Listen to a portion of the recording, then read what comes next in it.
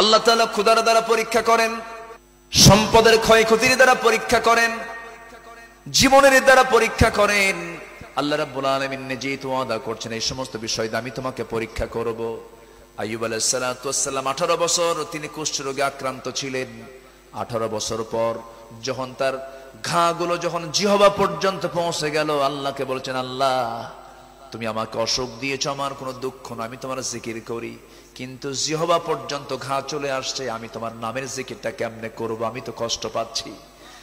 আল্লাহ বলছেন, আইয়ুবরে তোর এই কথা আমার দারুণ লেগেছে, আইয়ুব চিন্তা করো না, আমি তোমার হারানো সেই সৌন্দর্য চেহারা আমি তোমাকে আবার দিয়ে দিলাম, আমি তোমাকে সুন্দর করে তোমার আগের রূপ যৌবন ফেরাইয়া দিলাম।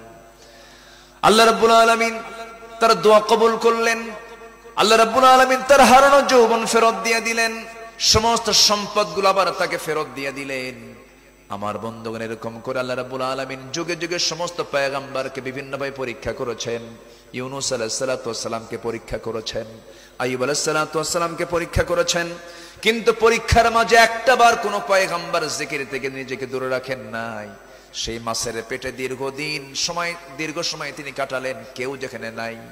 আল্লাহ রাব্বুল আলামিন সেই মাছের পেটে থাকা অবস্থায় ইউনূস আলাইহিস সালাতু ওয়াস সালামকে বলছেন, ইউনূস সেই জায়গায় তুমি যদি আমার জিকিরটা না করতা, আমি আল্লাহ কি করতাম জানো? লালাবিসা ফি বাতনিহি ইলা ইয়াউমি ইউবআসুন, আমি তোমাকে কিয়ামত পর্যন্ত মাছের পেটে রেখে দিতাম। কিন্তু ওই মাছের পেটে যখন তিনি পড়ে চলে গেলেন, জিকির করলেন কার?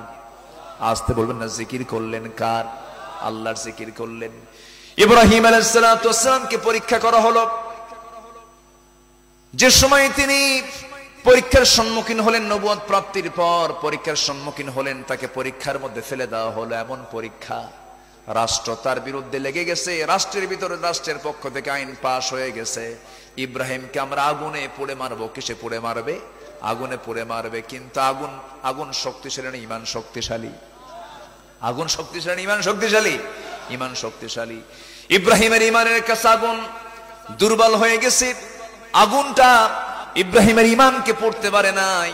আল্লাহ রাব্বুল আলামিন ইব্রাহিম আলাইহিস সালাতু ওয়াস সালামের ঈমানকে এত সুন্দর করে কবুল করেছেন, সেই দিকে লক্ষ্য করে কবি সম্রাট আল্লামা ইকবাল বলছেন, আজফি হজু ইব্রাহিম কা ইমা পায়দা আগ কর সকতি হ্যায় এক আন্দাজ গুলিস্তা পায়দা।